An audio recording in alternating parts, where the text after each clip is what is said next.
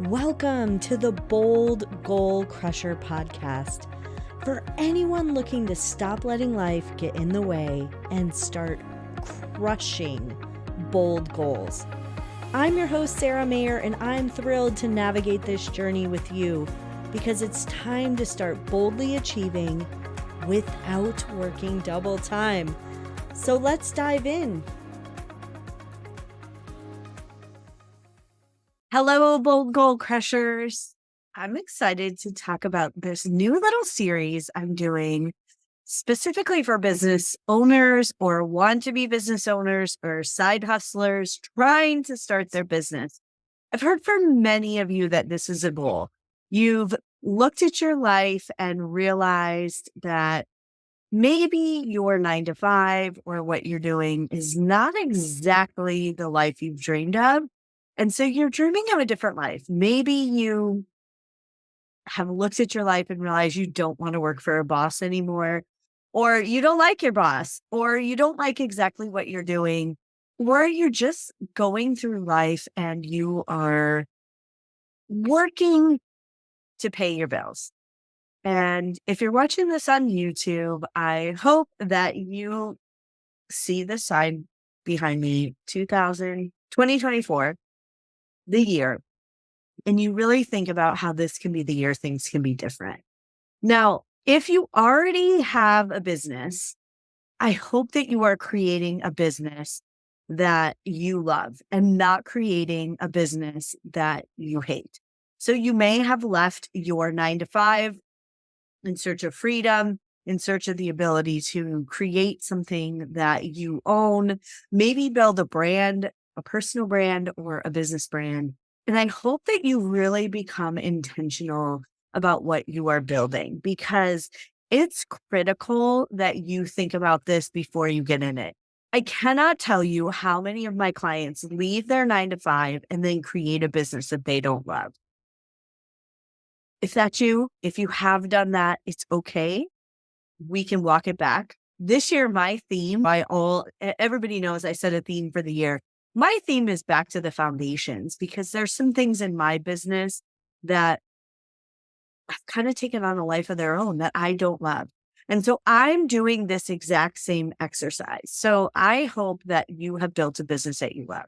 If you haven't started building your business, or you are right at the foundation, you haven't put up the walls, or you're just starting to put up the walls and maybe you don't like where they are in your business, going with the house theme, I think it's important to really think about your business from your personal perspective.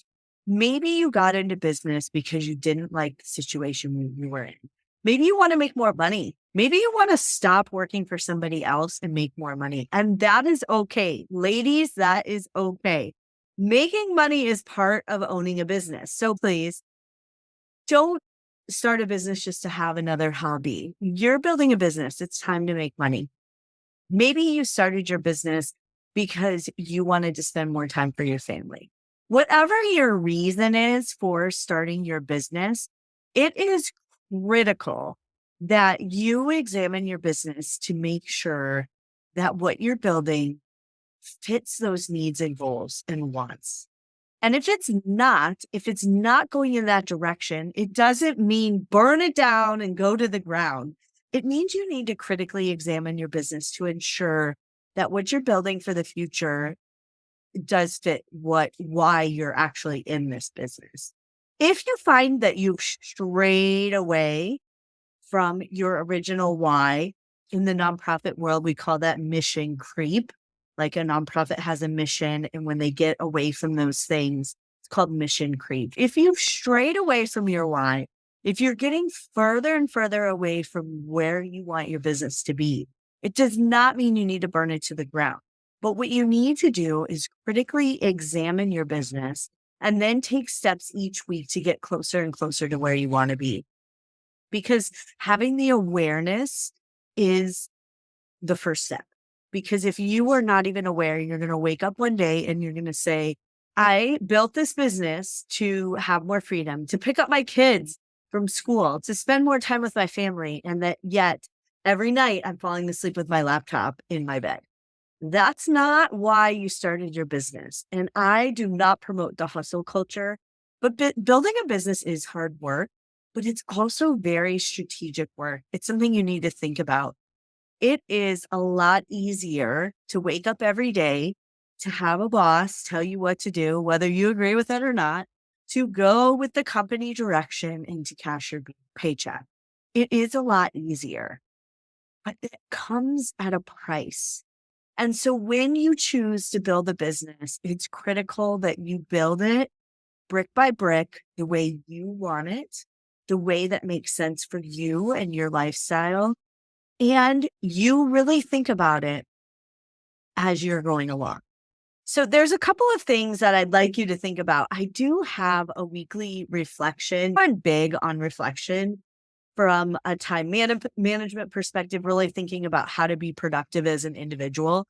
But as a business owner, there's a different layer of things that you should be thinking about every week in your business. And so I do have a weekly reflection. I'm really excited about this resource that I've put together because so many of you have talked about one of your goals being building a business, creating a business, or even creating a side hustle that allows you some of that extra money so that you can do some of the things you want to do. So if you want to grab that resource, please do. It's saramayer.com/business owner weekly reflection. So saramayer.com/business owner weekly reflection. I encourage you to grab that resource, but I want to talk through some of the things in this resource. So as we know, business ownership is very different. Some of your friends are not going to get you. And it's really important that we take some time each week to reflect on our endeavors as entrepreneurs. And that's how you'll gain clarity to know if you're really marching in the right direction when you're building your business. And really through that introspection, you can assess whether you're staying aligned with your goals, your original why, and managing your time effectively, maintaining that elusive work-life balance. I don't think there's ever a true balance, like a teeter-totter. I think sometimes work goes up, family goes down, and then family goes up, work goes down. And I think it's always about keeping that teeter-totter moving and knowing where it's at. Reflection allows you to identify those patterns and opportunities, to learn from mistakes, and of course, to make more informed decisions towards having a more productive work schedule, having more control over your business rather than your business controlling. So there are a few things. As I love weekly reflection, I do a daily reflection, and I also do a weekly reflection, a monthly reflection, quarterly reflection. And for those of you who love a paper planner, if you're watching on YouTube, you can see I just picked up, I have the Clever Fox. That's my favorite thing. This is a 1-year planner. It's super thick. This one is like really nicely bound. I just love it. Some glitter on it. But I use it a little differently. So on the inside, you'll see here, I hope you can see this if you're watching on YouTube. If you don't watch on YouTube, I have a YouTube channel, so check it out. But here I have the daily things, and some people will put appointments here. I don't. I put at my end of my day, my little reflection in there about how my day went. I encourage you to do daily reflection. It does not need to be a big thing. It needs to be like 2 to 3 questions you ask yourself daily and you write about it. So was I on task? What was the thing that I accomplished? What did I really enjoy?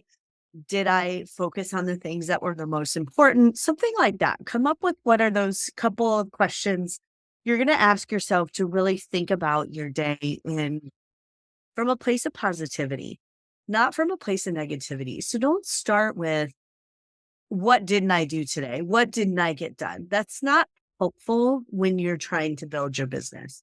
So I do daily reflection.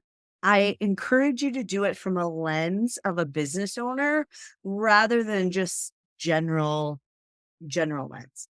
So some of the weekly reflection, I like to do this on a Sunday. Some of my clients do it on a Friday and they don't work on the weekend. For me, I like to do it on a Sunday and then use it as a springboard for my Monday. So some of the things you can do for business owners is to really stay aligned with your goals These are some of the questions you can ask yourself. And again, these are in my guide. So go to saramayer.com/business owner weekly reflection to grab that. So one question you could ask yourself are, what are the major achievements or successes this week? How did I communicate with my team, colleagues, clients? Were there any misunderstandings or conflicts that need addressing? Did I uphold my values and integrity across my decisions? How did I manage my finances? Were there any unexpected expenses this week? Did I engage with my customers and clients? And did I embrace their experience this week? It's a great question. I love that. Did I delegate tasks appropriately or did I try and do everything? Did I maintain a healthy work-life balance? What adjustments can I make to ensure that balance in the future? And then again, this is what I use to springboard my week for the next week. What are my top priorities for the upcoming week and what specific actions can I take to achieve them? So there's a lot many more questions, but I think it's really important to think of it from a business lens rather than just in general. Did I have a good week? Did I get what I wanted to do? Was I productive? Whatever questions you may be asking yourself. It's really important to think of it from a business lens. So these questions cover various aspects of your business as well as some personal development. And it helps you to reflect on your performance, identify areas for improvement, and also set those actionable goals for the future. So I encourage you to customize this list as well. This isn't the end all be all. This is a springboard for you to use. You may find that there are some questions that really get down to the nitty gritty. I almost just hit myself in the face, but they really get down to the nitty gritty. And those may be the questions you want to ask each week. So I encourage you to download the guide, saramayer.com/business owner weekly reflection. Print it out, use that for your weekly reflection. Pick out a couple of questions. There's 15 or maybe more on the guide. Don't do all of them every day, but pick out ones that resonate with you every day and really propel your business forward through the power of reflection and then adjustment. That's the key. You can reflect all day long, but if you don't make the adjustments, you'll be in the same place next year that you are in this year, where you may be thinking this is not the business for you, or you may be creating something that later, honestly, I hate to use this word, you absolutely hate, or you resent, or you dread going to. All right, bold goal crushers, grab the guide. It's time to make your businesses work for you because you can crush all your goals without working double time. So let's get to it.